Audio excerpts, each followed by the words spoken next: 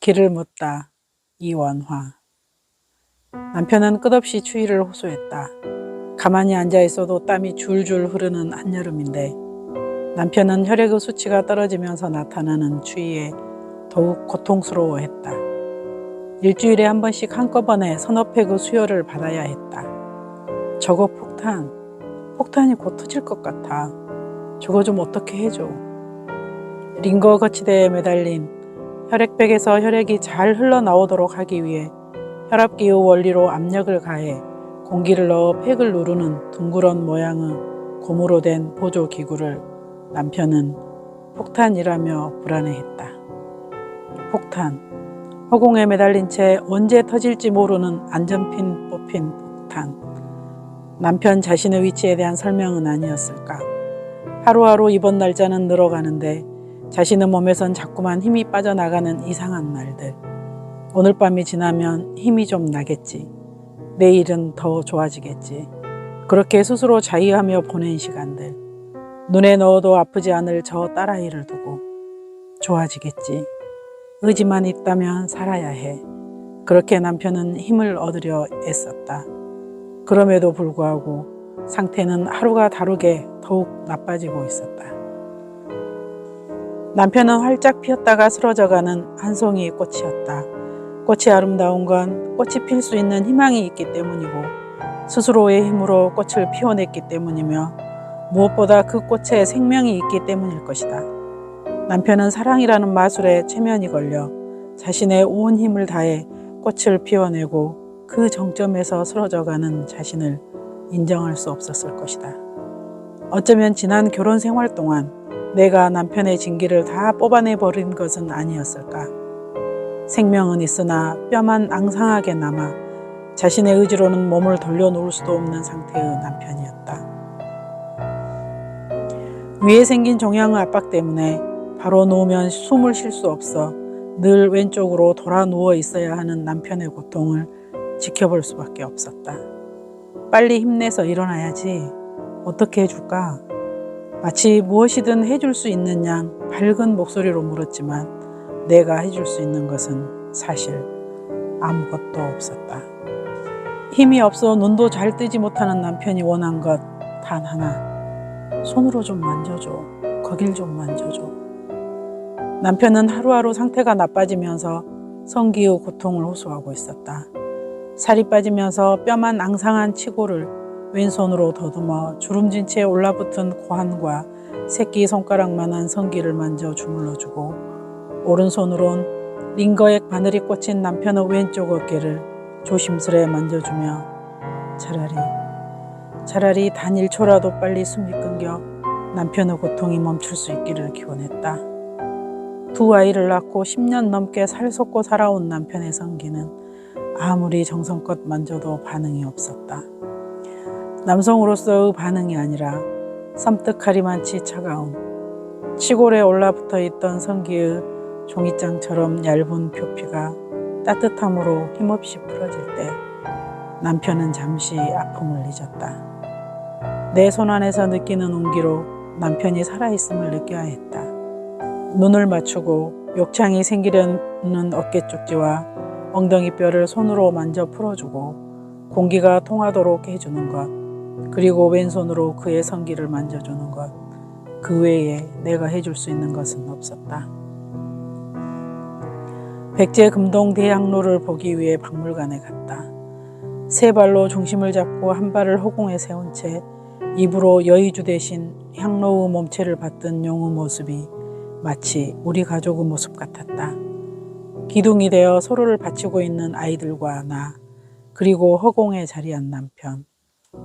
24잎의 연꽃잎 모양의 몸체 아랫부분에는 현실과 상상 속에 나타나는 동물과 물고기와 인물상이, 뚜껑인 윗몸체에는 74개의 산봉우리에 상상과 현실 속의 동물 39마리와 5명의 악사를 비롯한 16명의 인물상이, 향로의 손잡이 맨 윗부분에는 여의주를 턱 밑에 끼고 날아오르는 봉황이 표현되어 있었다. 향로에 표현된 여러 형상들의 정교함에 탄성이 터져나왔다. 문양과 문양 사이로 구멍까지 뚫려 있어 향을 피우면 그 연기가 자욱하게 피어오른다고 했다. 죽은 자들을 위한 시간. 시간이 녹아 흐르는 향로 앞에서 시간의 깊이를 보고 있었다. 용꽃잎 속에 흐르는 삶 속에 자리한 종교의 힘. 삶과 분리될 수 없는 종교. 거기 실린 사람들의 염원.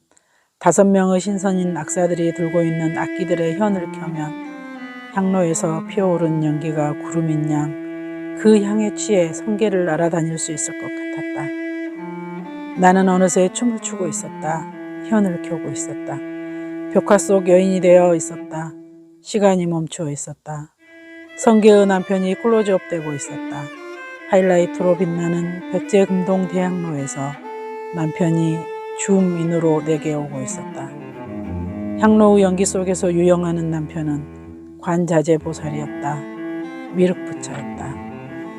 그날 밤 남편은 그와 나 사이의 끈질긴 인연의 끈을 놓았다. 그렇게 남편을 보냈다. 의사의 말이 가장 정확한 건 그 한마디였다. 그 밤 남편은 죽었다. 새벽이 되기 전에 미안하네 한마디를 남기고. 여전히 왼손으로 그의 성기를 만지며 오른손으로 그의 어깨죽지를 만지는 나를 두고 이 세상에서 마지막 끈을 놓으며 남편은 위안에 있던 모든 내용물들을 토해냈다. 남편이 내게 미안한 것은 뭐였을까? 그와 나 사이에 존재하던 긴 인연의 끈을 툭 소리나게 끊어내면서 오히려 현생을 통한 내생의 마술로 나를 묶어놓은 것은 아니었을까? 남편은 왜 사랑한다고 말하지 않고 미안하다고 말했을까? 사랑과 미안의 간극, 그 틈 속에 남편의 시간과 나의 시간이 들어있다. 남편과 함께한 시간의 깊이와 앞으로 내게 남은 시간의 깊이. 남편은 그 시간의 깊이를 알고 있을지 모른다. 다만 나는 아직 살아있으므로 앞으로의 시간을 꿈꾼다. 죽은 자들에겐 없는 것, 영원히 멈춰진 것, 시간. 어디에든 누구에게든 시간이 만들어내는 길을 묻고 싶다. 경험에 불과한 실제로 저희 남편을 보내면서 겪은 일이기도 하고요. 또 이제 저의 소설가로서 등단작이기도 합니다. 2003년에 남편이 사망을 했고요. 이제 벌써 20년 됐어요. 그래서 작년에 20주기다라는 것 때문에 굉장히 좀 기분이 묘했거든요. 그런 마음에서 20주년을 보내면서 이 소설을 통해서 또 나에 대한 거를 한번 다시 생각해 보고 싶었어요. 그래서 이 소설을 골랐습니다. 왜 사랑한다고 안 하고 미안하다고 했을까요? 정말 그걸 모르겠어요. 아마 지금까지 20년이 지난 지금까지도 마지막 장면에 정말 미안하네 이렇게 하고 이제 숨을 놓았거든요. 그래서 지금까지도 왜 그랬을까? 왜 사랑한다고 말하지 않고 미안하다고 했을까 생각을 많이 해보는데 아이들을 맡기고 떠나야 하는 그 아이들에 대한 미안함이 아니었을까? 아이들을 부양하고 책임져야 된다는 그런 생각? 저희 남편이 둘째 아이를 굉장히 이뻐했어요. 그래서 정말 둘째 아이가 딸아이인데 손에서 놓지 않을 정도로 그렇게 예뻐했거든요. 그래서 그 딸아이에 대한 마음 아니었을까 이런 생각이 많이 들어요. 제목이 길을 묻다인데요. 어떤 의미일까요? 제가 이제 오늘도 낭독을 했지만 정말 묻다는 땅에 묻다와 물음표에 묻다가 있잖아요. 그래서 나는 앞으로 어떻게 살아갈 것인가에 대한 질문, 그 다음에 과거를 땅에 묻는, 이제 남편과의 과거를 딱 정리하겠다. 이것으로 나는 끝이야. 뭐 이제 이런 마음도 있었죠. 그런데 지금도 그 양가 감정이 공존하고 있는 것 같아요. 그렇지만 남편을 통해서 어쨌거나 그런 시간들이 있었기 때문에 지금까지 오지 않았나 이런 생각을 많이 합니다. 오늘 이렇게 의뢰 이제 청탁하셨을 때 최근에 쓴 소설도 있잖아요. 그럼에도 불구하고 길을 묻다 이거를 보여드리고 싶었던 건 이제 제가 소설가로서도 저를 다시 한번 생각해 보고 싶었던 그런 생각이 많이 들었어요. 그래서 나는 지금 어디에 있는가?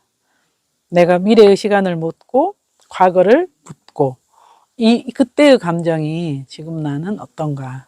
뭐 이제 지금은 뭐 과거를 묻는다 이런 거보다는 끊임없이 이제 앞으로 나아가는 이런 거잖아요. 그런 어떤 남편에 대한 고마움도 있고 회한도 있고 또 아이들을 생각하면 아이들이 잘 커져서 남편에게 뭐 할 말도 있는 그런 상태인 것 같아요.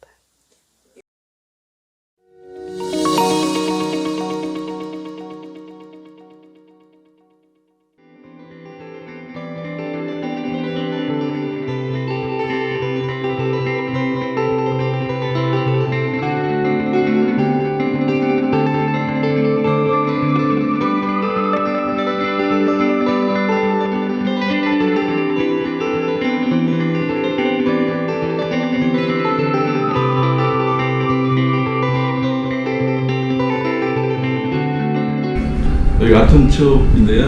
네. 뭐 이름 어떤 유래각이 있어요? 러시아의 그 유명한 소설가이자 작가 안톤 체호 이름을 딴 건데요.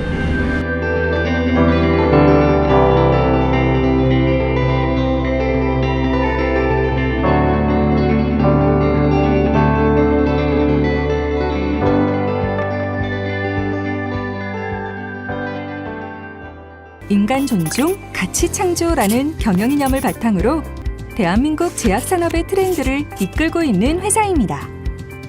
한미약품은 제약산업의 미래입니다.